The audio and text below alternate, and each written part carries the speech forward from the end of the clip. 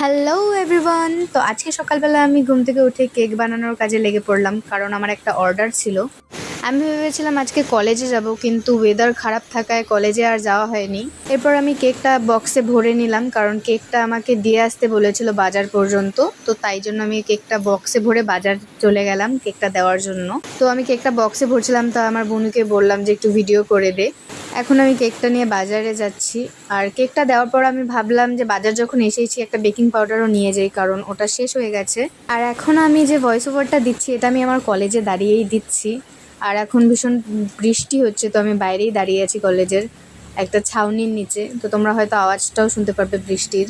তো যাই হোক, বাড়ি আসার পর আমি একটা বাড়ির জন্য ছোট্ট কেক বানিয়েছিলাম, সেটা কেটে সবাই মিলে খেয়েছিলাম।